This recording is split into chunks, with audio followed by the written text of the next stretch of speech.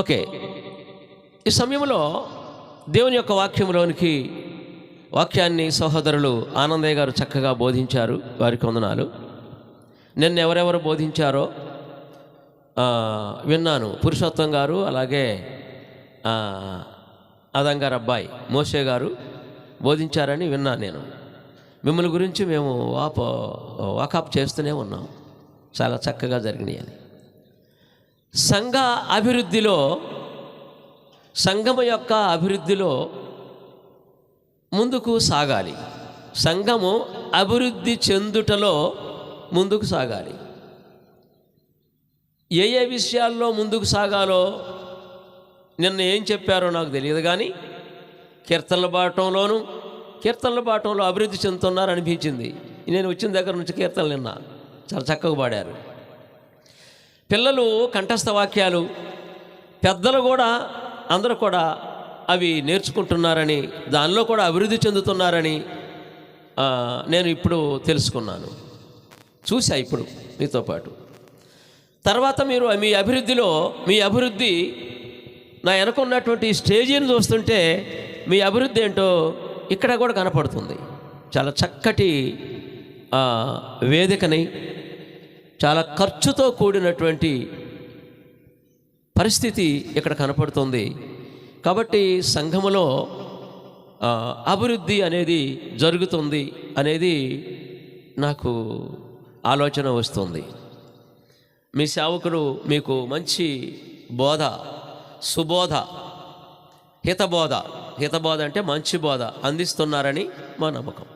మంచిది, చాలా సంతోషం.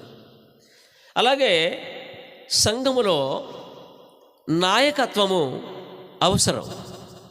దాని గురించి కొద్ది నిమిషాలు మాట్లాడాలని నేను ఆశపడుతున్నా. సంఘములో నాయకులు అవసరం. సంఘము అభివృద్ధి చెందాలంటే, సంఘము ఆశీర్వాదకరంగా ఉండాలంటే, పాటలు పాడేవారు, వారి బృందం, ఇంకా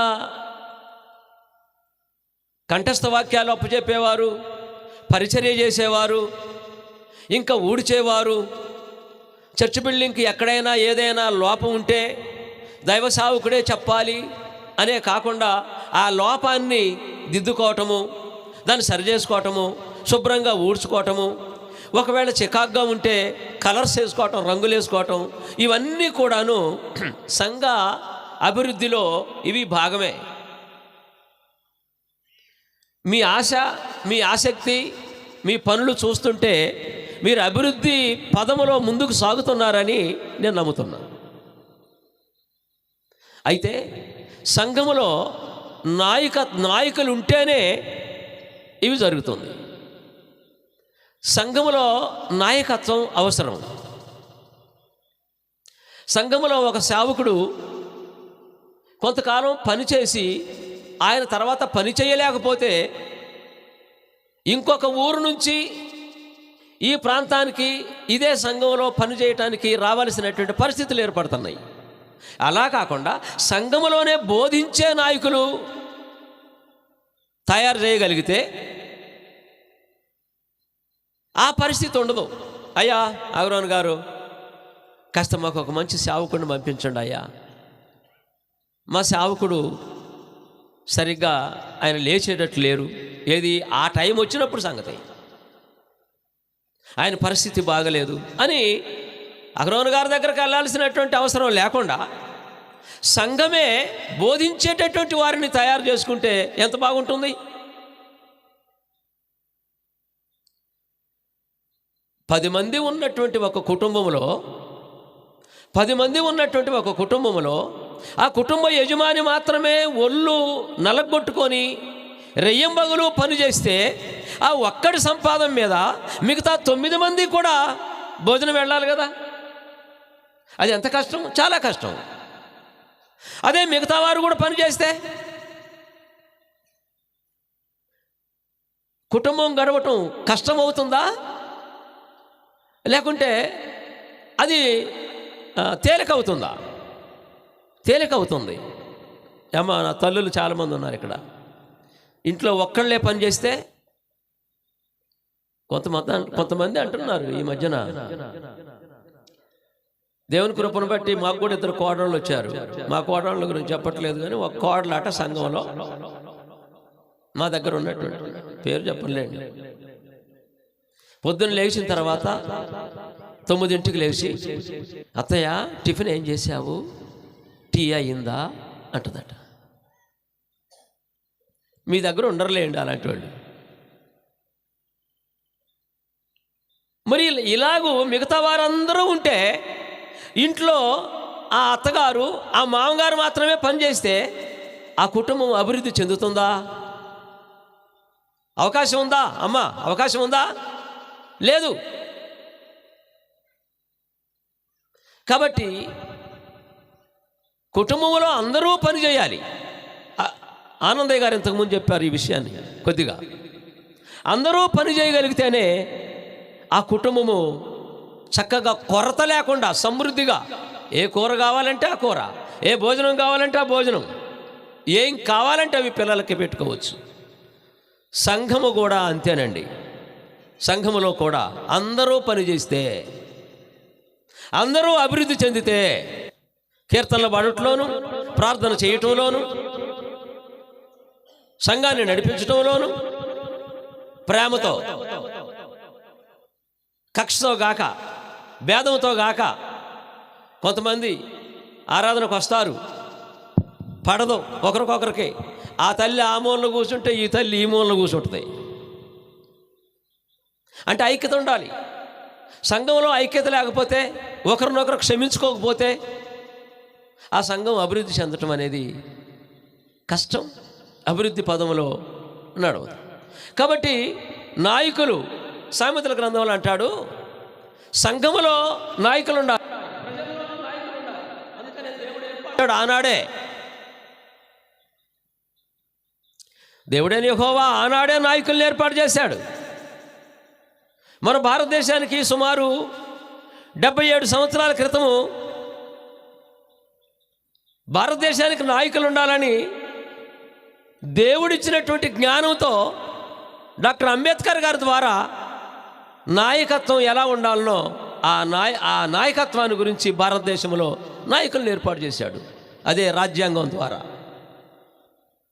కుటుంబంలో నాయకత్వం, ప్రజల్లో నాయకత్వం, సంఘాల్లో నాయకత్వం, దేవుని పిల్లలను నడిపించుట్లో నాయకత్వం ఉండాలనేది దేవుడు కోరుకుంటున్నాడు. అందుకని సామెతల గ్రంథంలో మహా గొప్ప నాయకుడు, కిందపడి మీదపడి శ్రమలు పడి కష్టాలు పడి పైకి లేచిన మహాజ్ఞాని అయినటువంటి సొలొమోను గారు అంటాడు, సామెతల గ్రంథం 11వ అధ్యాయము 14వ వచనంలో, సామెతల గ్రంథం 11వ వచనం 11వ అధ్యాయము 14వ వచనములో సొలొమోను మహారాజు అంటున్నాడు. ఏమంటాడంటే, ప్రజల్లో నాయకులు లేని ప్రజలు చెడిపోతారు, నాయకులు లేని ప్రజలు చెడిపోతారు అని ఆనాడే తెలియజేశాడు. అంటే నాయకులు ఉండాలి. ఎలాంటి నాయకులు ఉండాలో తర్వాత ఆలోచన చేద్దాం. నాయకులు అవసరమే. సంఘములో అవసరం, ఇంటిలో అవసరం, ప్రజల్లో అవసరం, గ్రామాల్లో అవసరం. నాయకులు, మంచి నాయకులు అవసరం. తర్వాత మాట్లాంటాడు, తర్వాత కింద వచనంలో ఆ యోచనకర్తలు,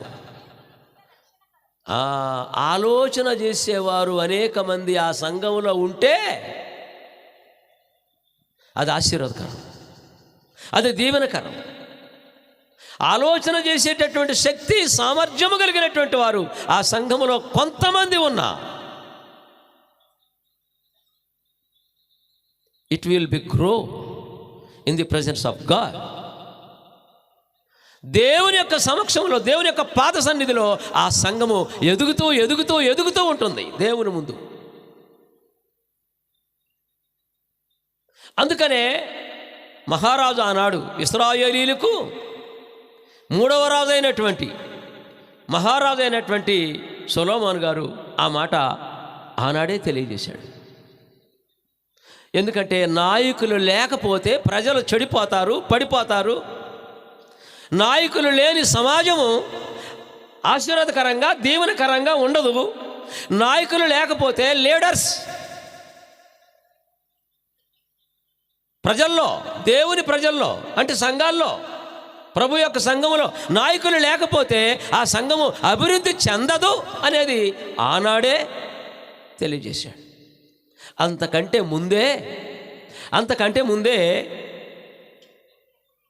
దైవజనుడైనటువంటి మోషే గారు ఆయన నాయకుడిగా ఉండాలని కోరుకోలేదు.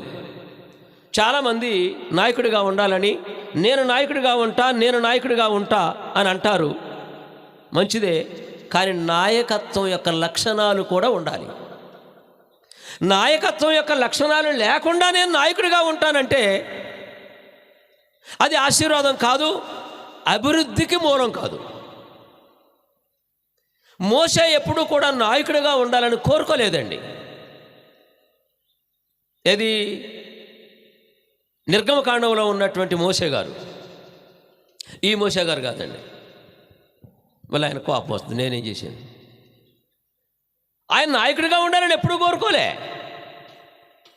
నాయకుడిగా ఉండాలనుకుంటే ఆయన ఐగుప్తు దేశంలోనే ఉండేవాడు. 40 సంవత్సరములు రాజు యొక్క కుమార్తె యొక్క కుమారుడిగా పెరిగాడు. 40 సంవత్సరాలు నేను నాయకుడిని అని ఎప్పుడు ఆయన ఫీల్ అవ్వలే. అన్యాయం జరిగితే దాన్ని మంచి మనసుతో ఖండించాడు. అక్రమం జరిగితే ఖండించాడు. లోపం జరిగితే దాన్ని దిద్దుతున్నాడు. నాయకత్వం లక్షణాలు ఉన్నప్పటికీ నేను నాయకుడిని అని చెప్పలేదు. తర్వాత ఒక సంఘటన జరిగింది. అక్కడి నుంచి రాజు చంపేస్తాడేమని పారిపోయాడు. ఎక్కడికి పారిపోయాడు? ఏ దేశం? మిద్యాను అరణ్యం పారిపోయాడు. మిద్యాను అరణ్యం పారిపోయి వెళ్ళిన తర్వాత మిద్యాను అరణ్యములో ఆయన అరణ్యములోనే ఉన్నాడు. ఆ మిద్యాను అరణ్యానికి 3 పేర్లు ఉన్నాయి. ఒకటి మిద్యాను అరణ్యము, రెండోది హోరేబు కొండ, సీనాయి పర్వతము, సీనాయి అరణ్యము,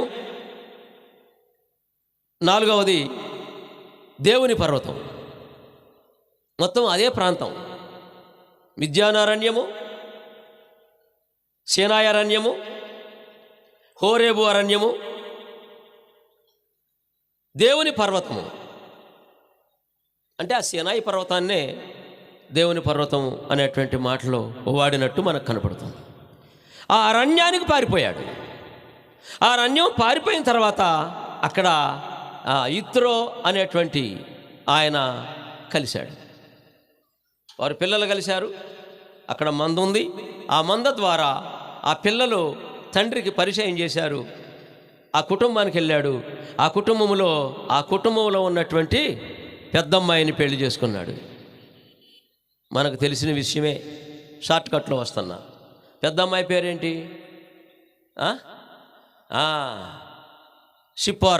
చీపోరా అనేది గుర్తుపెట్టుకోండి. ఈ పేరు గుర్తుంటుంది. షిప్పోరాని వివాహం చేసుకున్నాడు. 2 పిల్లలకి అన్నాడు. ఓకే, రైట్, బాగానే ఉంది.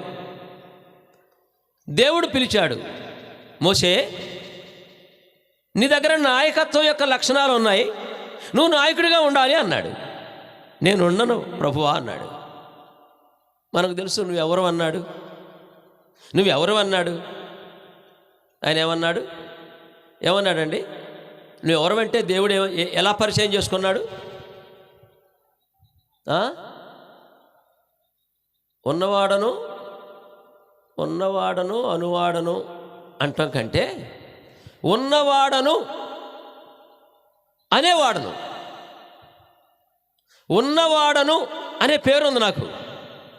ఉన్నవాడు ఎవరైతే ఉన్నారో ఆయన్నే నేను ఉన్నవాడను అనువాడను. అర్థమైందో కాలేదో? అనువాడనంటే మాట్లాడువాడను అని అర్థం వస్తుంది. అలా కాదు, ఉన్నవాడను అనేవాడను. మీ అయ్యగారు చెప్తారులేండి వివరంగా తర్వాత. కాబట్టి పరిచయం చేసుకున్నాడు దేవుడు. తర్వాత అన్నాడు, నేను అబ్రహాము దేవుడును, అబ్రహాము పూజించింది నన్నే, ఇస్సాకు పూజించింది నన్నే, యాకోబు పూజించింది నన్నే. నేను అబ్రహాము దేవుడును, ఇస్సాకు దేవుడును, యాకోబు దేవుడును. నేను వారి చేత, వారి దేవుణ్ణి నేనే. వారు పూజించింది నన్నే, వారిని నడిపించింది నేనే. ఇలా పరిచయం చేసుకున్నాడు. ఓకే, నువ్వు నాయకుడిగా ఉండాలయ్యా అన్నాడు. నేను ఉండను ప్రభువా, నాకు అవసరం లేదు. నేను నాయకుడిగా ఉండాలని అనుకుంటే నేను అక్కడే ఉండేవాడిని. ఐగుప్తులోనే ఉండి ఆ రాజు తర్వాత నేనే సింహాసనం ఎక్కేవాడిగా. నాకెందుకు ఆ నాయకత్వం? నాకు అవసరం లేదు. నేను ఈ మందలు కాసుకుంటూ ఉంటే ఇక్కడ అన్నాడు. కుదరదు, నువ్వు నాయకుడిగా ఉండాల్సిందే. నా నోరు మంచిది కాదు, నాకు మాట్లాడటం కుదరదు, అసలు వద్దయ్యా నన్ను వదిలిపెట్టు. లేదు, నువ్వు నాయకుడిగా ఉండాల్సిందే. నాయకులు లేని ప్రజలు ఏమైపోతారట? చెడిపోతారు. నా ప్రజలు ఐగుప్తు దేశంలో వారు మొర నా సన్నిధిలో వినపడుతుంది. కాబట్టి నువ్వు నాయకుడిగా ఉండాల్సిందే. నిర్గమకాండం 3వ అధ్యాయంలో ప్రారంభం అవుతుంది వీరి సంభాషణ. వద్దులేమ్మ, చదవద్దులే, మీకు తెలుసు కదా. ముందుకు వెళ్ళిపోదాం. మీరు చదివితే లేట్ అవుద్ది. ఇంకా 4వ అధ్యాయంలోని ఇక ఆయన స్టేట్మెంటు ఇవ్వటం ఆయన నిర్ణయించుకున్నాడు. He was decide to lead his people of God. దేవుని ప్రజలైనటువంటి ప్రజల్ని నడిపించడం కోసం ఆయన తీర్మానం చేసుకున్నాడు. ఇక చెప్పాడు ఆయన, అహరోను నీకు తోడుగా ఉంటాడు, నువ్వేం చేయాలనో ఆయన చేస్తాడు, నువ్వు ఉండు, ముందు వెళ్ళు అన్నాడు.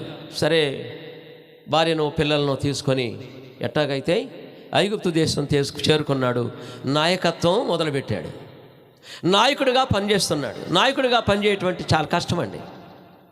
ఎవరు తిట్టినా పడాలి, కొట్టినా పడాలి, ఉమ్మి ఊసినా పడాలి. నాయకత్వం చేసే వాళ్ళకి తెలుసు అది. ఎదురు తిరిగే స్వభావం ఉంటే వీడు ఎదురు తిరుగుతున్నాడు, మంచోడు కాదు అంటారు. మళ్ళీ అట్లా చెడ్డ పేరు వస్తుంది. అందుకని నాయకుడికి వినయము, విధేయత, తగ్గింపు జీవితము, నోటిని తగ్గించుకోవటం, నోటిని క్రమంలో పెట్టుకోవటం, ఇవన్నీ లక్షణాలు ఉంటేనే నాయకత్వం చేయగలడు. ఓకే, ఐగుప్తు దేశంలో 10 రకాల అద్భుత కార్యాలు చేశారు మోషే, అహరోను. తర్వాత అక్క సహకరించింది. అక్క పేరేంటి? మిరియాం సహకరించింది. మొత్తం మీద 10 రకాల తెగుళ్ళు ఐగుప్తు దేశంలో వాళ్ళు చేశారు. మొదటి తెగులు చెప్పగలరా? తెలుగు కాదు, తెగులు. మొదటి అద్భుతమైన కార్యం, అమ్మ కర్రతో పాము చేసింది. అది అరణ్యంలో, మిద్యాన్ అరణ్యంలోనే అయిపోయింది. అది ఐగుప్తు దేశం వచ్చాడు. వారిని బయలుదేరదీయమంటే, మా ప్రజలను పంపించంటే, యెహోవాకు మేము అరణ్యంలో అక్కడ మేము పూజ చేయాలి, అక్కడ మేము బలులు అర్పించాలి, మా ప్రజలను పంపించు అని మోషే అడిగాడు. యెహోవా ఎవడు? ఇంకో కొత్త దేవుడు అని కొంచెం నోరు బారేసుకున్నాడు. వాస్తవంగా అతనికి తెలియదు. చాలామంది దేవతలు ఉన్నారు ఐగుప్తు దేశంలో. ఐగుప్తు దేశంలో ఉన్నటువంటి దేవతల్లో యెహోవా అనే పేరు కలిగినటువంటి దేవత లేరు. అందుకని యెహోవా ఎవడు? కొత్త దేవుడు చెబుతున్నవే అని మాట్లాడాడు. యెహోవా ఎవడో చూపిస్తాం అని మొట్టమొదటి సూచక్రయం చేశాడు. అంటే తెగులు రప్పించాడు. ఏంటది అమ్మా? ఏమైంది? Yes, very good. నైలు నదిలోని నీళ్లను రక్తముగా మార్చేశాడు. ఎక్కడ చూసినా రక్తమే. నీళ్లు తాగుదామంటే రక్తమే, నీళ్లు పోసుకుందామంటే రక్తమే, బట్టలు ఉతుకుదామంటే రక్తమే, ఏ పని చేయాలన్నా వాటర్ కావాలి, ఎక్కడ చూసినా రక్తం రక్తం రక్తం. ఓకే, ఆఖరి తెగులు చెప్పగలరా? ఆఖరి తెగులు మొత్తం 10 తెగుళ్ళు కదా. మొదలు చెప్పారు అట్లలో, ఆఖరిది కూడా చెప్పండి తిప్పలబడి. ఐగుప్తులో ఉన్నటువంటి జ్యేష్ఠత్వము, మొదటిసారిగా పుట్టినటువంటి పిల్లలు చచ్చిపోయారు అది మొత్తం. రాజు కుటుంబంలో కూడా అదే నిర్గమకాండం 12వ అధ్యాయంలో అంటాడు, శవము లేని ఇల్లు ఒక్కటైనను లేకపోయాను అన్నాడు.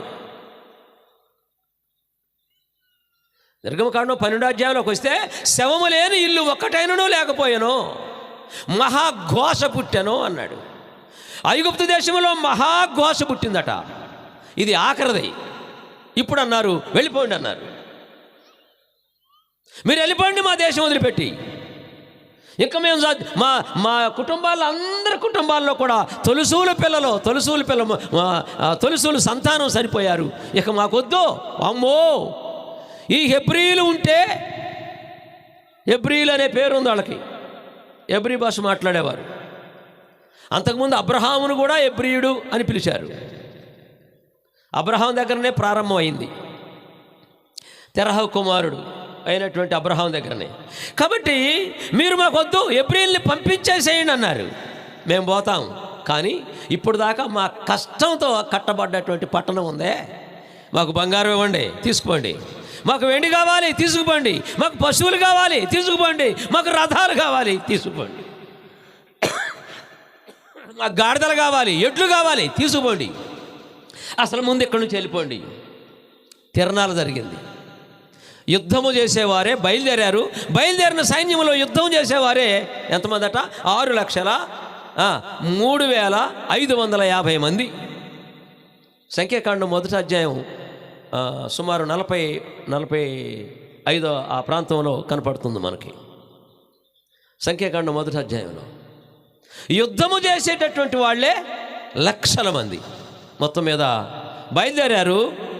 బయలుదేరి ఆఖరికి వాళ్ళు ఎర్ర సముద్రం దగ్గరకు వచ్చారు. ఎర్ర సముద్రం దగ్గరకు వచ్చిన తర్వాత ఎర్ర సముద్రాన్ని కూడా దేవుడు ఏం చేశాడు? ఆఖరు మోషే ద్వారా సముద్రాన్ని 2 పాయలుగా చేశాడు. వీరందరూ కూడాను ఆ సముద్రంలో 6 నెలలు నడిచిపోయినారు.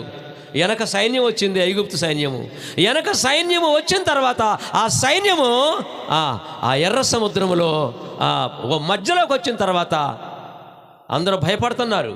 మోషే అన్నాడు, మీరు భయపడొద్దు అని సముద్రం వైపు తిరిగి, సముద్రమా కలిసిపో అన్నాడు. పెద్ద తుఫాను వచ్చింది. సముద్రం 2 పాయలు కూడా కలిసిపోయాయి. అది కలిసిపోకముందు ఆ సైన్యం యొక్క రథచక్రాలు దిగిపోతున్నాయట. దిగిపోతుంటే ఆ సైనికులు అనుకుంటున్నారు, అయ్యా మనం ముందుకు పోలేవురా, యెహోవా వారి దేవుడైనటువంటి యెహోవా మనతో యుద్ధం చేస్తున్నాడు. వారి నాయకుడు సామాన్యుడు కాదు, వారి నాయకుడు దైవజనుడు. వారి నాయకుడితో ఆయన ప్రజలతో దేవుడున్నాడు. వారి జోలికి మనం వెళ్ళకూడదు. రథచక్రాలు దిగిపోతున్నాయి, ఊడిపోతున్నాయి. ఏం చేద్దాం? ముందుకు పోలేం, వెనక్కి పోలేం. వీరు భయపడ్డారు. సముద్రం కలిసిపోయింది. సైన్యం మొత్తం చచ్చిపోయింది.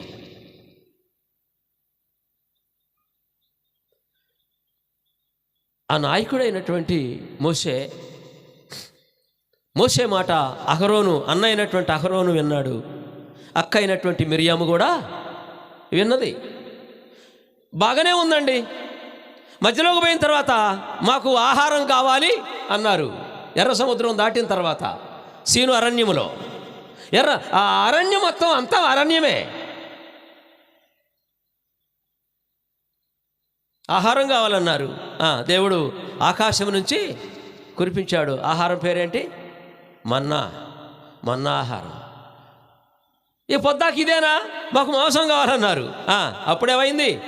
పూరేళ్ళు తెల్లవారేసరికి పూరేళ్ళు రెక్కల కాళ్ళు కట్టినట్టు ఆ పాళెం నిండా కూడా, ఆ గుడారాలేసినటువంటి పాళెం నిండా కూడాను పూరేళ్ళు పడ్డాయి. పూరేళ్ళు కాల్చుకొని తిన్నారు.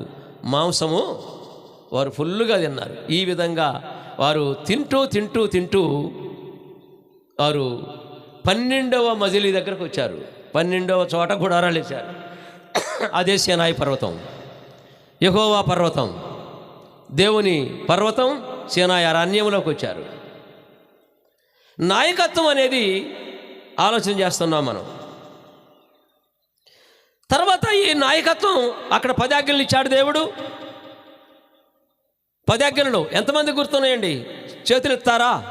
10 ఆజ్ఞలు ఎంతమంది చెప్పగలరు? చేతులు ఎత్తారా దయచేసి? ఎంతమందికి వస్తాయి? ఎత్తరా? 1 2 ఎత్తే సగం అనే, సగం కాదు, ఫుల్లుగా వచ్చిన వాళ్ళు ఎత్తండి. ఫుల్లుగా 1 2 3 సగమే కనపడుతున్నాయి నాకు. థ్యాంక్ యూ, వందనాలు. 10 ఆజ్ఞలలో మొట్టమొదటి ఆజ్ఞ ఏంటండి? నేను తప్ప వేరొక దేవుడు నీకు ఉండకూడదు. రెండవది బైబిల్ చూడొద్దు, ఏ విగ్రహానికి కూడా మొక్కొద్దు. మూడవది యెహోవా నామమును వ్యర్థముగా ఉచ్చరించకూడదు. 4 విశ్రాంతి దినమును, అంటే ఆనాడు శనివారం 7వ దినం, విశ్రాంతి దినమును పరిశుద్ధ దినముగా ఆచరించాలి, ఖచ్చితమే ఇది. 5 నీవు దీర్ఘాయుష్మంతుడు అయినట్లు నీ తల్లిని తండ్రిని, నీకు మేలు కలుగునట్లు, నీకు దీర్ఘాయుష్మంతుడు అయినట్లు నీ తల్లిని తండ్రిని సన్మానించుము. అంటే శాలువగా అప్పమని కాదు, భోజనం పెట్టు, వారిని పరామర్శించు. ఎట్లాగంటే చిన్నప్పుడు నిన్ను వాళ్ళు ఎట్లా చూశారో నువ్వు అట్లా చూడాలి వాళ్ళని, వాళ్ళ వృద్ధాప్యంలో. ఈ మధ్యన ఒకడు ఆస్తి పంచియట్లేదని అర్ధరాత్రి కాడ మంచి ఎన్నిసార్లు చెప్పినా వింటలేదని తెల్లారేసరికే అమ్మ మెడకాయ కోసి అవతల పడేసిండట, ఫుల్లుకు దాగి. తర్వాత ఆడు కూడా చచ్చిపోయాడు. దేవుడు ఏమంటాడంటే, తల్లిని తండ్రిని దూషించు వాని యొక్క కారు దీపము కారు చీకటిలో ఆరిపోవును అన్నాడు. ఇంకొకటి ఏంటంటే, తల్లిని తండ్రిని దూషిస్తే వాళ్ళు తీసుకెళ్ళి సమాజ మందిరంలో అప్పచెప్పితే వాళ్ళు శిక్షిస్తారట. ఆ కాలంలో ఉన్నటువంటి పరిస్థితి. నాయకుడైనటువంటి మోషే గారు అహరోనుకి దేవుడై ఉన్నాడు, అటు ఫరోకు దేవుడై ఉన్నాడు.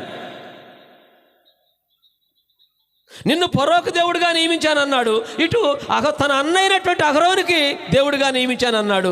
అహరోను మోషే మాట వినాలి, నాయకుడి మాట. మిరియాము నాయకుడి మాట వినాలి. ఈ నాయకత్వంలో అప్పుడప్పుడు అలమరికలు వస్తుంటాయి. ముందుకు వద్దాం. సంఖ్యాకాండము 12వ అధ్యాయంలోకి వచ్చేసరికి ఈ నాయకత్వము ఎర్రి తలలేసింది. ఎర్రి తలలు. దేవుని ఇంటిలో దెయ్యాల గోల మొదలైంది. అహరోను, మోషే, మిరియాము ఏ గోత్రం వాళ్ళండి? ఏ గోత్రం వాళ్ళు? లేవి గోత్రం వాళ్ళు. అంటే లేవి గోత్రం అంటే దేవుని కుటుంబం.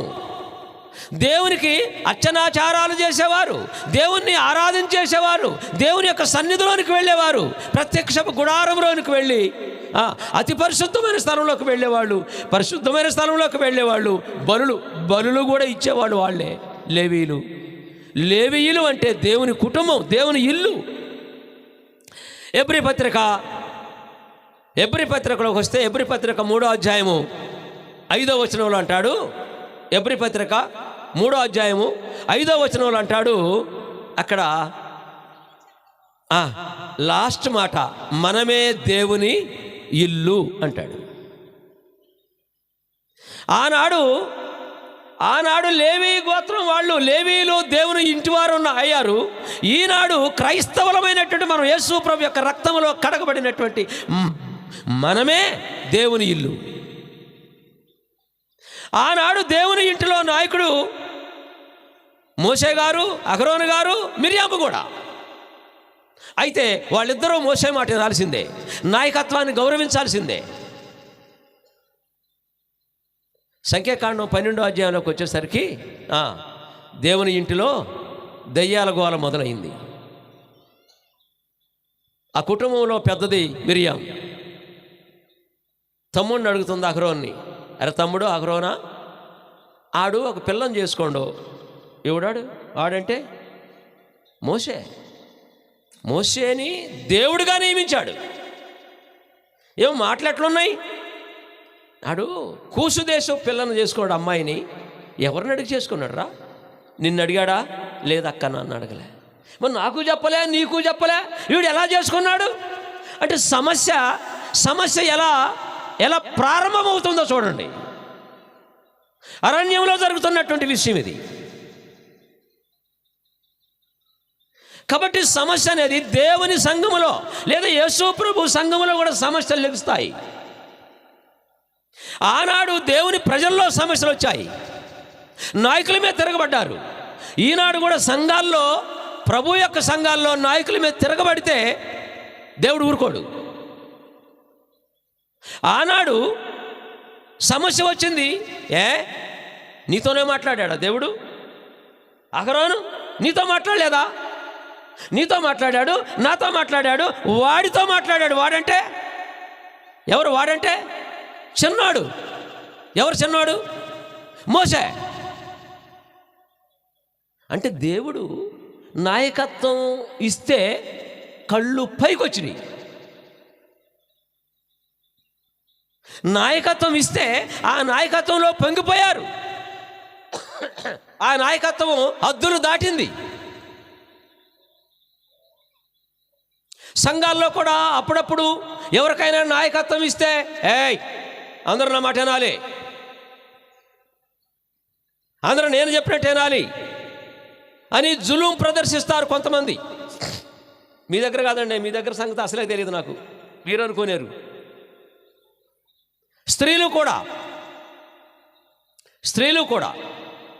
స్త్రీలు సంఘం అందరూ ఉన్నప్పుడు మౌనంగా ఉండాలి. అందరితో కలిసి ఉన్నప్పుడు మౌనంగా ఉండాలంటే స్త్రీలు పెత్తనం చేయకూడదు అంతే. పాటలు పాడకూడదని కానీ, ఆమెను అనకూడదని కానీ, లేకుంటే ప్రబోధన కార్యక్రమంలో, కానుకల కార్యక్రమంలో అన్నిట్లో కూడా భాగస్వాములు కావాలి. కాకపోతే ఏంటంటే పెత్తనం చేయకూడదు. కానీ స్త్రీ చేయాల్సినటువంటి పనులు 4 ఉన్నాయి. స్త్రీ బోధించకూడదా? స్త్రీ బోధించవచ్చా లేదా?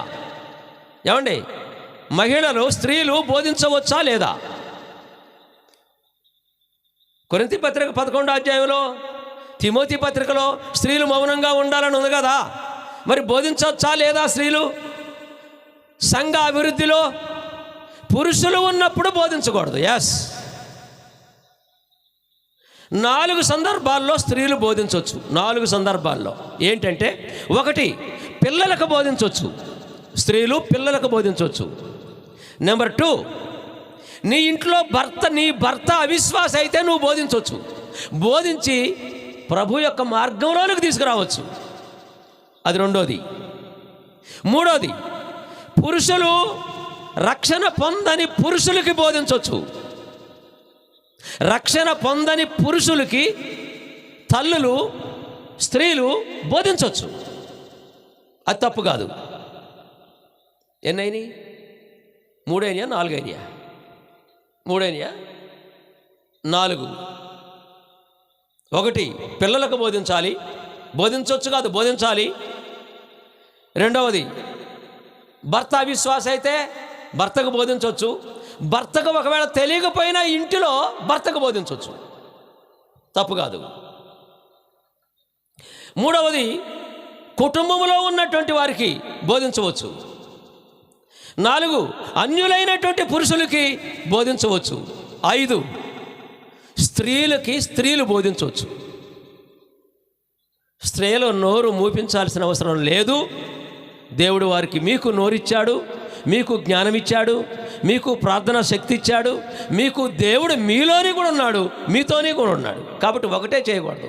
సంఘములో పురుషులు ఉన్నప్పుడు పెత్తనాన్ని చేతిలోకి తీసుకురాకూడదు. అయ్యగారో ఇదిగో ఈ అబ్బాయితో కానుకలు బట్టి అని నువ్వు కమాండ్ చేయకూడదు. అయ్యగారు ఇదిగో ఈ అబ్బాయి ఆ ఊరు నుంచి వచ్చాడు, కానీ ఈ అబ్బాయికి ఇవాళ బోధి, ఆ అబ్బాయి ఏం చెబుతున్నావో తెలియదు, పైగా నువ్వు చెప్పకూడదు. అది అంటే నీవు పెత్తనం చేయకూడదు. ఇక్కడ అరణ్యములో నాయకత్వము మోసేది, కానీ మోసే నాయకత్వంలో ఎవరు మాట్లాడుతున్నారు, ఎవరు పెత్తనం చేస్తారనంటే మిరియాం పెత్తనం చేస్తుంది. దేవుని ఇంటిలో దయ్యాల గోల మొదలయ్యింది, గొడవ అవుతుంది. నువ్వెంత మోసే గారు మౌనంగానే ఉన్నాడు. అడగవేరా ఆరోనో, అడగవై, వీడికి ఎక్కడి నుంచి వచ్చింది ఈ పిల్ల? కూసు దేశపు స్త్రీని నీకు తెలియకుండా నాకు తెలియకుండా దాన్ని చేసుకోవటానికి వీడికి ఎన్ని గుండెలో. ఎప్పుడన్నా ఎట్లాంటివి జరుగుతాయా అక్కడక్కడ? తమ్ముళ్ళ మీద, కుటుంబంలో తమ్ముళ్ళ మీద అక్కలు కాస్త నేను పెద్దదాన్ని కదా అని కొంచెం పెత్తనం చేస్తారు. మంచిదే, మంచి విషయంలో జ్ఞానం నేర్పటం అనేది మంచిదే. ఇక్కడ ఒక నాయకుడు, దేవుని చేత నియమించబడినటువంటి నాయకుడి విషయంలోని ఆయన మీద పెత్తనం చేస్తుంది. గందరగోళం ఏర్పడది. దేవుడు వింటున్నాడు, దేవుడు చూస్తున్నాడు. దేవుడు వెంటనే మోషేతో మాట్లాడాడు. మోషే, వాళ్ళిద్దరిని తీసుకొని ప్రత్యక్షపు గుడారం దగ్గరకు రా.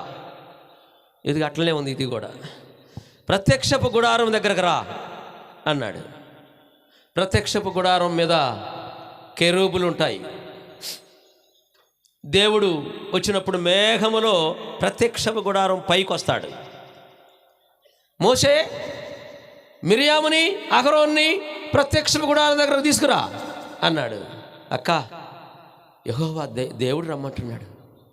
అన్నా, దేవుడు రమ్మంటున్నాడు. దేవుడు రమ్మంటున్నాడా? అరోనా, చూసావా, దేవుడు మన తాకిడికి తట్టుకోలేక అసలు ఏం నేను మాట్లాడిన మాటలకు దేవుడే దిగొచ్చిండు చూడు అని ఉప్పొంగిపోతుంది మిరియాం. నిజమే అక్క, నీ బాటే నా బాట, నీ మాటే నా మాట. మొత్తం మీద ముగ్గురు వచ్చారు అక్కడికి. ఇప్పుడు దేవుడు మాట్లాడుతున్నాడు మేఘంలో ఉండి. నా సేవకుడు, నేను నియమించినటువంటి నాయకుడికి వ్యతిరేకముగా మాట్లాడటానికి నీకు ఎన్ని గుండెలో, నీకు ఆ ధైర్యం ఎవరిచ్చారు? కథ అడ్డం దొరికింది.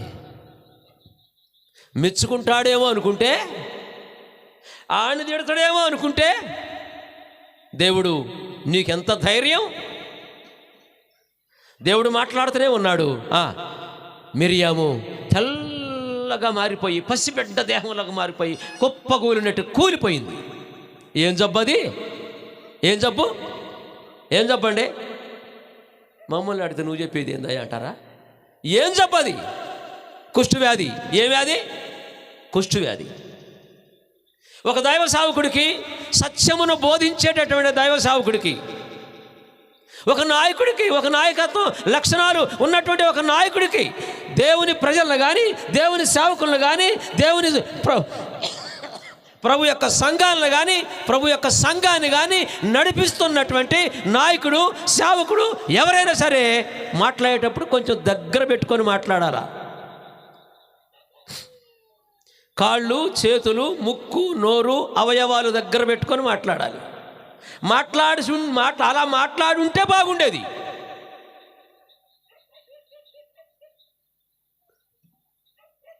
చాలామంది నాకు తెలుసండి, ఈ ఏరియాలో ఆదాంగారిని కూడా తిట్టినటువంటి వాళ్ళు ఉన్నారని నాకు తెలుసు. మరి ఆయన మా బోటోళ్ళు ఏంటి, ఆయనకంటే మేము తక్కువ వాళ్ళమే. ఆయన నాయకుడు. ఆయన ఇప్పుడు అగరోన్ గారిని మాత్రం తిట్టట్లా ఏదండి, ఆయన తిట్టేవాళ్ళు కూడా ఉంటారు. ఏంటయ్యా ఏ ఆరోరు గారు అయ్యా, 130 మంది సేవకులు నడిపిస్తుండ ఆయన. 150 సంఘాలు ఉన్నాయి ఇప్పుడు ఆయన నడిపింపులోని. ఆయన మాత్రం తిట్టట్లేదా? కానీ ఒక దినం ఉంది, దేవుడు అడుగుతాడు. కుష్ఠవ్యాధి వచ్చిందని నేను చెప్పను. ఏ వ్యాధి వచ్చిందో, ఏ రోగం వచ్చిందో నాకు తెలియదు. మిరియాముకైతే వచ్చింది కుష్ఠరోగమే. ఎప్పుడైతే కూలిపోయిందో అహరోను గడగడగడగడలాడుతున్నాడు. అమ్మో ఇక నెక్స్ట్ నాదే అని ఒకేసారి అహరోను మోసే కాళ్ళ మీద పడిపోయాడు. బోర్లు పడిపోయాడు కాళ్ళ మీద. ఆయన అంటాడు, అక్కడ ఎవరైనా తీసుంటే చూడండి అంటాడు. ప్రభువా అంటున్నాడు. ఎవరిని? మోసేని, ఆ నాయకుడిని, ఆ దైవ సేవకుడిని కాళ్ళ మీద పడి, ప్రభువా మా పాపములు క్షమించు, మేము అవివేకులమే, మా దోషములు క్షమించు, మా పాపములు క్షమించు. నువ్వు నాయకుడివై ఉండగా నిన్ను మేము లెక్క చేయకపోతే అక్క అడుగుకుంది అడిగిందాక. ఇప్పుడు అదేం కూలబడే.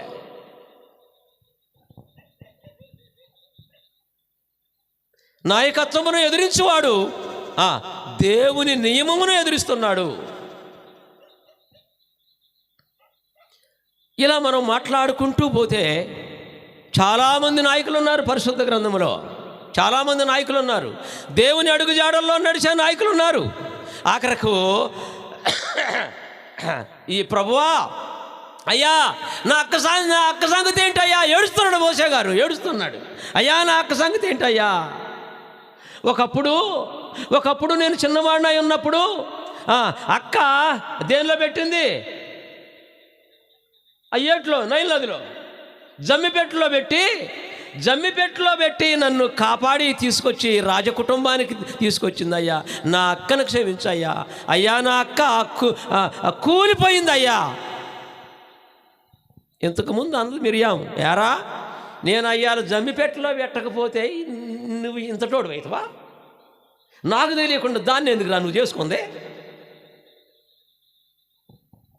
ఇప్పుడు మోసే దుఃఖిస్తున్నాడు, ఏడుస్తున్నాడు. అయ్యా నా అక్క సంగతి. దేవుడు అన్నాడు, మోసే నీకు తెలుసు కదా, వ్యతిరేకం చేసిన వాళ్ళు, కుష్ఠవ్యాధి వచ్చిన వాళ్ళు ఏం చేయాలో నీకు తెలుసు కదా, అలాగే చెయ్యి, పాళెం అవతలకు పంపించు, అలాగే చెయ్యి అన్నాడు. ఆ లెక్కల ప్రకారం ఆ చట్ట ప్రకారం చేశారు.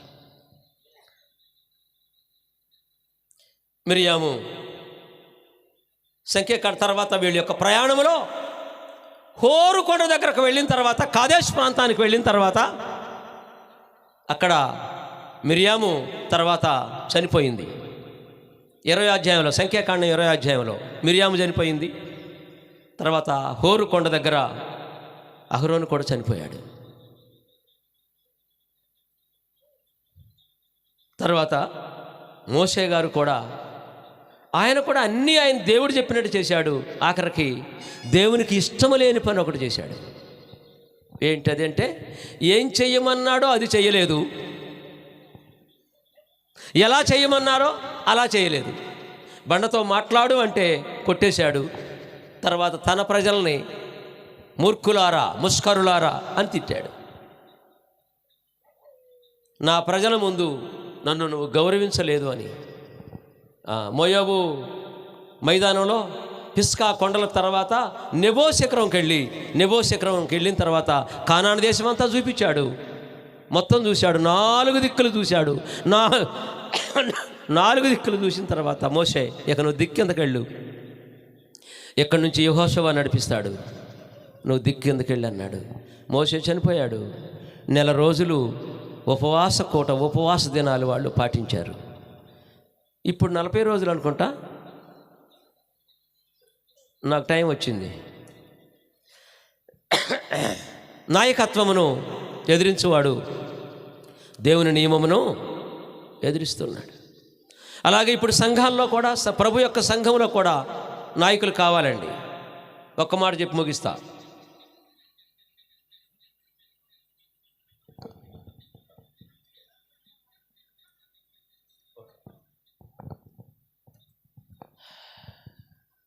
వస్తున్నారు, దయచేసి ఉండండి. కారు దగ్గరకు వస్తున్నారు, ఉండండి, తొందరపడద్దు. ఓకే. అయితే నాయకత్వం సంఘాల్లో కూడా ఉండాలండి. సంఘ సేవకుడిని ప్రేమతో చూడాలి. సంఘంలో ఉన్నటువంటి నాయకుడైనటువంటి సేవకుడికి ఏది అవసరమో అది చూడాలి. అలాగే అంతేకాక సంఘంలో కొంతమంది నాయకులని ఏర్పాటు చేయాలి. నాయకత్వం కలిగినటువంటి వారిని ఏర్పాటు చేయాలి. నాయకత్వం యొక్క లక్షణాలు కూడా ఆ నాయకులను ఏమన్నారంటే పెద్దలు అన్నాడు. అందుకనే పౌలు గారు తీతుతో చెబుతూ, తీతు పత్రిక 5వ అధ్యాయం 1వ వచనంలో, ఇదిగో నిన్ను లోపముగా, సంఘములో లోపముగా ఉన్న వాటిని దిద్ది. సంఘంలో లోపాలు ఉంటాయండి. పిల్లల్లో ఉండొచ్చు, స్త్రీల్లో ఉండొచ్చు, పురుషుల్లో ఉండొచ్చు, లోపాలు ఉంటాయి. లోపాలను దిద్ది నువ్వు పెద్దలను ఏర్పాటు చేయి, అందుకని నిన్ను క్రేతులో ఉంచాను అన్నాడు. క్రేతు పట్టణంలో దుర్మార్గులు ఉన్నారట, దుష్టులు ఉన్నారట, అబద్ధాలు ఆడేవాళ్ళు ఉన్నారట. అతీతు పత్రికలో రాస్తూ ఉంటాడు. అలాంటి దుర్మార్గమైనటువంటి ప్రజలతో నిండి ఉందట ఆ పట్టణం లేదా ఊరు. నువ్వు అక్కడ వారి లోపాలను దిద్ది పెద్దలను ఏర్పాటు చేసి సంఘాన్ని పెద్దలకు అప్పచెప్పి నువ్వు వచ్చేసాయి అని పౌలు గారు తీతుకు చెప్పాడు. తిమోతికి కూడా చెప్పాడండి. తిమోతికి కూడా చెప్పాడు. సుమారు దగ్గర ఇంతకుముందు అహరోను గారు మేము లెక్క పెడితే మా లెక్కకి 21 వచ్చినాయి, అంతే కదండి, 21 వచ్చినాయి. ఈ మధ్యన ఇంకా కొన్ని కలిపితే దగ్గర 28 అయినాయి. అంటే 28 అర్హతలు, అంటే వాళ్ళకి కావాల్సిన అర్హతలు, వాళ్ళు చేస్తున్న పనులు ఇవన్నీ కలిపి 28 దాకా ఉన్నాయి. 28లో కనీసం 15 అయినా ఉండగలిగితే మిగతాయి సరి చేసుకోవచ్చు. అలా పెద్దలని వినయము, విధేయత, తొట్టుపాటు లేకుండా, చందా మీద అధికారం చెలాయించకుండా, ప్రజల మీద అధికారం చెలాయించకుండా ప్రేమతో మాట్లాడాలి, తను తాను తగ్గించుకొని మాట్లాడాలి. పౌలు గారు ఏమన్నాడంటే, తల్లులారా నేను మీ దగ్గర ఎలా ఉన్నా, తల్లి దగ్గర పిల్లవాడు, పాలు తాగే పిల్లవాడు ఎలా ఉంటాడో అలా ఉన్నాను కదా మీ దగ్గర నేను అన్నాడు పౌలు గారు. అంటే సంఘ పెద్దలు అలా ఉండాలి. అలాంటి అర్హతలు కలిగినటువంటి వారిని సంఘం అంతా కలిసి, సేవకుడు సంఘము కలిసి అలాంటి పెద్దల నాయకులను ఏర్పాటు చేసుకుంటే ఆ సంఘము అద్భుతమైన రీతిలో అభివృద్ధి చెందుతుందండి. అద్భుతమైన రీతిలో అభివృద్ధి చెందుతుంది. చందా మీరు నిల్వ చేస్తారు. మా దగ్గర కల్లూరులో 30 సంవత్సరాల నుంచి చందా మేము సంఘంలోనే నిల్వ చేస్తున్నాం 30 సంవత్సరాల నుంచి. ఈ మధ్యనే వ్యాన్ మిల్లర్ గారు, రాబర్ట్ మెడిసిన్ గారు, అహరోన్ గారు వీళ్ళందరూ వచ్చి కల్లూరులో సంఘ పెద్దలని నియమించి వెళ్ళారు. 4 పెద్దలను నియమించి వెళ్ళారు. బోధించే సామర్థ్యము కలిగి ఉండాలి పెద్దలకి. సత్యవాక్యమును సరిగా అర్థం చేసుకునే శక్తి, సామర్థ్యం ఉండాలి పెద్దలకి. ఎవరైనా ఏదైనా అన్నప్పుడు, బైబిల్ పరిశుద్ధ గ్రంథానికి సంబంధించిన మాట అన్నప్పుడు అక్కడికక్కడే వారిని ఖండించాలి. సహోదరుడా, ఇది కరెక్ట్ కాదు, ప్రేమతోనే చెప్పాలి.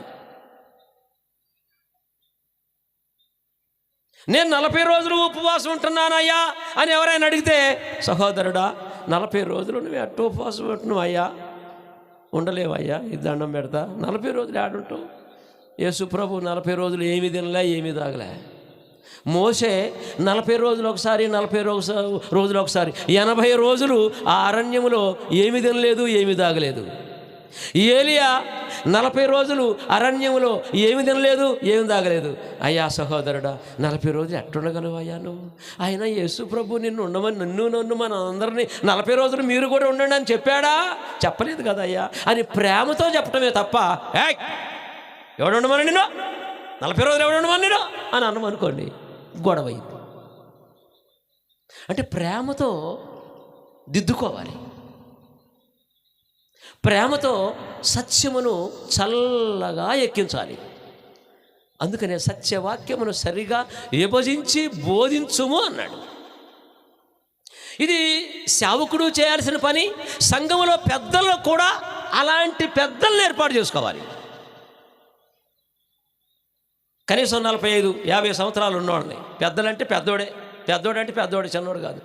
50 సంవత్సరాలు ఉన్నటువంటి వారు ప్రార్థన చేయాలి, భక్తిగా ఉండాలి, భక్తి ఉండాలి, ధనం మీద ఆశ ఉండకూడదు. ఒక మాట చెప్పి నేను ముగిస్తా. నాకు తెలిసినటువంటి ఒక గురువు గారు సంఘంలో పెద్దలను ఏర్పాటు చేశాడండి. 3 పెద్దలను ఏర్పాటు చేశాడు. 3 పెద్దలను ఏర్పాటు చేసి ఒక సంవత్సరంలో 3 పెద్దలను ఏర్పాటు చేశాడు. సంవత్సరానికి అక్కడ చందా మొత్తము 30 లక్షల దాకా అయింది. ఉదాహరణకు చెప్తానండి, జరిగిన సంగతి 30 లక్షలు అయింది. అకౌంట్ వాళ్ళ దగ్గరనే ఉంది. ఈ పుస్తకం, రాసే పుస్తకం మాత్రం సంఘంలోనే ఉంది, ఆ టేబుల్ మీద ఉంటుంది ఎప్పుడు. డబ్బులు మాత్రం ముగ్గురు పెద్దల చేతుల్లోనే ఉంటాయి, వాళ్ళే బ్యాంకులో వేస్తారు. దైవ సేవకుడికి ఏం పట్టించుకోవట్లేదంటే వాళ్ళే లెక్క పెడుతున్నారు, వాళ్ళే తీసుకుపోతున్నారు, వాళ్ళే బ్యాంకులో వేస్తున్నారు. భద్రంగానే ఉన్నాయి అనుకుంటున్నారు సంఘము, సేవకుడు కూడా. అయితే ఎదురుగా ఉన్నటువంటి స్థలం, ఆ చర్చ్ బిల్డింగ్కి ఎదురుగా ఉన్నటువంటి స్థలం బేరానికి వచ్చింది. బేరానికి వచ్చినప్పుడు అది కొందామంటే కొందాం అనుకున్నారు. సంఘము, సేవకుడు, పెద్దలు కొందామండి అన్నారు. పెద్దలు ఏమన్నారంటే ఇప్పుడు అవసరమా అయ్యగారు అన్నారట పెద్దలు. అవసరమే అయ్యా, మనకి మీటింగులు పెట్టుకోవాలన్నా, ఎలాంటి మీటింగులు పెట్టుకోవాలన్నా అవసరమే కదా అయ్యా, కొందాంలే అన్నారు. సరేలే, ఫస్ట్ వారికి ఆ ల్యాండ్కి మొత్తం 50 లక్షలు ఆ స్థలం మొత్తం. ముందు 10 లక్షలు వారికి అడ్వాన్స్ ఇవ్వాలి. ఆ అగ్రిమెంట్ రాసి వాళ్ళని తీసుకొచ్చారు. అయ్యా 10 లక్షలు తీసుకురండి, వాళ్ళకి కట్టేసేయండి అన్నారు. యాడి అయ్యగారు 10 లక్షలు ఎక్కడి? అదేంటయ్యా, దగ్గర 30 లక్షలు ఉన్నాయి కదా, ఈ పుస్తకం చెబుతుంది కదా, అకౌంట్ బుక్కు. ఈ ఆడండి అయ్యగారు, మొన్న ఆడింట్లో వాళ్ళ ఆవిడకి బాగలేదా, అప్పుడు ఒక 3 లక్షలు అయినాయా? మా ఇంట్లో మా పిల్లోడికి బాగలేదా, అప్పుడు ఒక 4 లక్షలు అయినాయా? ఈడింట్లో ఏంటి, పెద్దలే ఈడింట్లో వాళ్ళు ఆవిడకి బాగలేదా, అప్పుడు ఒక 10 లక్షలు అయినాయా? ఇంకేడయ్యా అయ్యగారు? ఇలా ఉంటే సంఘాలు అభివృద్ధి చెందవు. సంవత్సరంలోనే సంఘం అంతా ఏమన్నారంటే, అయ్యా మీకు దండం పెడతా, ఇక మీరు వద్దులే నాయన, మీరు ఆగండి, ఆ డబ్బును మాత్రం జాగ్రత్తగా అప్పచెప్పండి అని అన్నాడు. అప్పచెప్పలేక అసలు ప్రార్థనకు రావటమే మానేశారు. ఇలాంటివి కూడా జరుగుతాయండి. చాలా జాగ్రత్తగా, అంటే ధనాపేక్ష లేనివారై ఉండాలి. కొట్టువాడు, తిట్టువాడు, బాదువాడు, ఇంట్లో కోప్పడకూడదు, బయట కోప్పడకూడదు, ఇవన్నీ ఉన్నాయి. ఇలాంటి వారిని ఎవరు చేయాలి? ఒక అమ్మ ఇంట్లో తన భర్తకి చెప్పాలి, అయ్యా నిన్ను సంఘంలో పెద్దలాగా చూడాలనుకుంటున్నా, అయ్యా నీకు దండం పెడతా, నువ్వు పెద్దల యొక్క అర్హతలకి నువ్వు ఆ స్థాయికి రావాలని ఆ తల్లి, ఆయన భార్య ఆ విధంగా భర్తని పెద్దగా చూడాలని ఆశతో ప్రార్థన చేస్తూ ఆయన మార్చుకోవాలి. పిల్లలు కూడా, నాయన నేను పెద్దగా చూడాలని కోరుకుందని పిల్లలు కూడా తండ్రి గారిని పెద్దగా మార్చుకునే అవకాశం ఉంది. ఇలాంటి మంచి పెద్దలుంటే సంఘము అభివృద్ధి చెందుతుంది. అమెరికాలో అలాంటి మంచి పెద్దలు ఉన్నారు కనుక, అలాంటి పెద్దల్లో వ్యాన్ మిల్లర్ గారు ఉన్నారు కనుక మన భారతదేశంలో మంచి పని జరగటానికి ఆ పెద్దలు మన దగ్గరకు అప్పుడప్పుడు వస్తున్నారు. అలాంటి పెద్దలని మీరు అనొచ్చు, అయ్యా మీ కల్లూరులో మొన్న పెట్టారట కదా, చూద్దాం ఎట్టుంటారో. నాకు గడగడలా ఆడుతూనే ఉంది, ఎవరేం చేస్తారో అని. వాళ్ళని పెంచాల్సినటువంటి బాధ్యత ఆ స్థానిక సేవకుడి మీద. మంచి నాయకులను తయారు చేయాలి, మంచి నాయకురాళ్లను. స్త్రీల్లో కూడా నాయకురాలు రావాలి, స్త్రీలని పరిపాలించుకోవాలి. ఎక్కడ మీటింగ్ ఉంటే అక్కడ బాధ రండి అని స్త్రీలని ప్రోత్సహించాలి. పురుషుల్ని, స్త్రీలని, యవనస్తుల్ని అందరినీ ప్రోత్సహించాలి పురుషులు, పెద్దలు. కాబట్టి నాయకత్వం అనేది దేవుడు కోరుతున్నాడు. నాయకులు లేని ప్రజలు పాడైపోవును అన్నాడు. ప్రియమైనటువంటి నా తల్లులారా, మీ సంఘములో, అంటే మీరున్నటువంటి సంఘాల్లో పెద్దల్ని ఎవరు తయారు చేయాలంటే మీరే తయారు చేయాలి. మీరే. మా కుటుంబం నుంచి ఒక పెద్దని నేను తీసుకురావాలి, నేను బతికుండగానే అనే ఆలోచన నీకు ఉండాలి. నీకుంటే నువ్వు చేయగలవు, అది నువ్వు చేయగలవు. మా కుటుంబంలో మా నాన్నని ఒక పెద్దగా చూడాలి అని పిల్లలకుంటే ఆ పిల్లలు చేయగలరు. ఆ పట్టుదల ఉంటే చేయగలరు. సంఘంలో ఒక నాయకుడిగా మా నాన్న చూడాలి, సంఘంలో ఒక నాయకుడిగా మా అన్నయ్యను చూడాలి, సంఘంలో ఒక నాయకుడిగా నా భర్తను చూడాలి అనే ఆలోచన స్త్రీలలో మీలో ఉంటే ఖచ్చితంగా you can do all things in the church of Lord. ప్రభు సంఘములో మీరు ఆ పని చేయగలరు. మా దగ్గర అలాగే జరిగింది. పెద్ద సంఘమేం కాదండి మాది, దగ్గర ఒక 60 మంది ఉంటారు అంతే, 60-70. మిగతా 10 మంది ఊగులాడుతుంటారు అటు ఇటు. వద్దామా పోదామా, వస్తాను పోతాను నీకోసము, వచ్చి కూర్చున్నాను నీకోసం, సగం తెచ్చున్నాను నీకోసం, వచ్చేను సత్తావు నా కోసం అన్నట్టుంటారు. కాబట్టి ఖచ్చితంగా మీరు చెయ్యగలిగితే మీరు తప్పకుండా 1 ఇయర్లో, సంవత్సరంలో చేయగలరు. మీరు ఒక సంవత్సరంలో చెయ్యాలని ఉంటే ఎలాంటి నాయకులు కావాలి, ఎలాంటి నాయకులను తయారు చేయాలంటే మోషే గారు లాంటి నాయకుడిని తయారు చేసుకోవాలి. ఆనాడు సమూయేలు గారు లాంటి నాయకుడిని తయారు చేసుకోవాలి. దావీదు మహారాజు లాంటి నాయకుడిని తయారు చేసుకోవాలి. అలా కాదు, పేతురు గారు లాంటి నాయకుడు, యోహాను గారు లాంటి నాయకుడు, యేసు ప్రభు శిష్యులు ఉన్నారే, దేవుని కొరకు, ప్రభు కొరకు వారి ప్రాణములు కూడా పోవటానికి, తీసేసుకోవటానికి సిద్ధపడ్డటువంటి నాయకులు ఉన్నారే, పౌలు గారితో సహా. అలాంటి నాయకుల్ని మీరు చేయగలరు, మీరే చేస్తారు. నా తల్లులు, మీరు చేయగలరు, మీకు చేత అవుద్ది. ఏ నాయకుడైనా పైనుంచి ఊడిపడ్డండి. ఏ నాయకుడు కూడా పైనుంచి ఆకాశం నుంచి కిందకి రాడు, కుటుంబంలో నుంచే వస్తాడు. అప్పుడు వెంకటేశ్వరరావు గారు చేస్తున్నటువంటి పని, ఆయన పని కొంచెం, ఆయన కష్టం తగ్గొచ్చు పెరగొచ్చు. కాబట్టి నాయకులు, సంఘములో నాయకులు లేకపోతే, నాయకులు లేని, అక్కడ అన్నాడు సామెతల గ్రంథంలో ఆయన, నాయకులు లేని ప్రజలు చెడిపోవద్దు అన్నాడు. మరి సంఘంలో కూడా నాయకులు లేకపోతే ప్రజలు చెడిపోతారా, బాగుపడతారా? అక్కడ వర్తించే మాట ఇక్కడ వర్తించదా? వర్తిస్తుంది. మనం నాయకుల్ని ఎన్నుకుంటాం, ఎలక్షన్లో ఓట్లేసి. మంచి నాయకుడిని ఎన్నుకుంటే మంచిగా పరిపాలన చేస్తాడు, చెడ్డ నాయకుడిని ఎన్నుకుంటే చెడ్డగా పరిపాలన చేస్తుంటారు. మనకు తెలుసు సంగతి, అందరికీ తెలుసు. సంఘములో కూడా దేవుని యొక్క వాక్యము చేత నడిపించబడేటటువంటి ప్రార్థనాపరుడు, భక్తిపరుడు, విశ్వాసము కలిగిన వాడు, ఒక చెంప కొడితే రెండో చెంప ఇవ్వాలి అనేటువంటి ఆలోచన కలిగిన వాడు, అవసరమైతే ఉమ్మి వేసిన తుడుచుకొని పోయేటటువంటి వాడే నాయకుడిగా ఉండగలడు.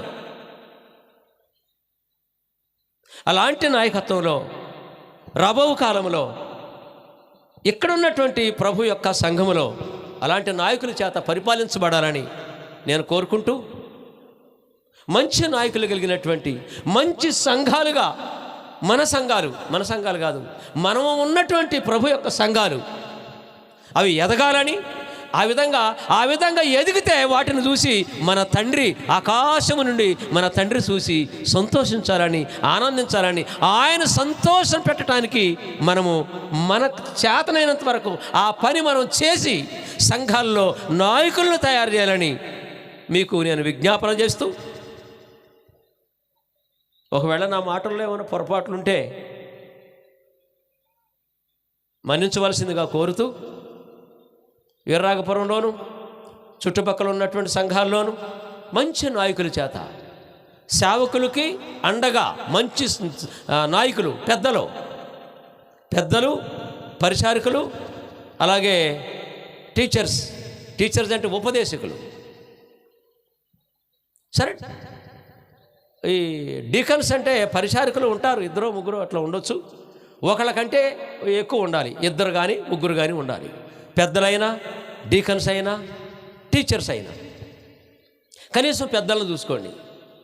అలా మీ ప్రాంతాల్లో మీరు ఎక్కడెక్కడి నుంచి వచ్చారో, మీరున్నటువంటి సంఘాల్లో కానీ ఎక్కడైనా సరే పెద్దలను కలిగిన, నాయకులు కలిగినటువంటి సంఘాలుగా మనందరం వర్ధిల్లాలని కోరుకుంటూ నా మాటలు ముగిస్తున్నా. మీ అందరికీ మరొకసారి వందనాలు తెలియజేస్తూ, ఈ అవకాశం ఇచ్చినటువంటి, ఇక్కడ ఉన్నటువంటి పని కష్టపడి దేవుని పనిని కొనసాగిస్తున్నటువంటి నా ప్రియ సహోదరులైనటువంటి వెంకటేశ్వరరావు గారికి ప్రత్యేకంగా నా వందనాలు తెలియజేస్తూ ఆయన నేను అభినందిస్తూ, మా పెద్దలు ఇక్కడ ఉన్నటువంటి దగ్గర 130 మంది సేవకులను నడిపిస్తున్నటువంటి అహరోనయ్య గారు మన మధ్యలో ఉన్నారు, వారితో ఉన్నటువంటి సేవక బృందానికి వందనాలు తెలియజేస్తూ, నాకు వారం రోజుల నుంచి మాకు ఖాళీ లేదండి. డాక్టర్ కుమార్ గారు నేను ఖాళీగా లేవు. మేము పగలు మీటింగ్స్లో ఉంటున్నాం, బైబిల్ క్లాసుల్లో ఉంటున్నాం. ఆయనకి ఆరోగ్యం బాగలేదు, నాకు ఆరోగ్యం బాగలేదు. అయినా సరే నిన్న చిన్న ఇన్సిడెంట్ జరిగింది కాబట్టి నేను బయలుదేరే రాలేకపోయాం. ఈ రోజున ఇలాగ మీతో కలిసి మాట్లాడి, మీతో కలిసి ఈ సమయాన్ని షేర్ చేసుకోవటం కోసం ఈ ఇచ్చినటువంటి దేవుడైన యెహోవాకి, తండ్రికి కృతజ్ఞతాస్తుతులు చెల్లిస్తూ మరొకసారి మీకు వందనాలు తెలియజేస్తూ నా మాటలు ముగిస్తున్నా. Thank you all.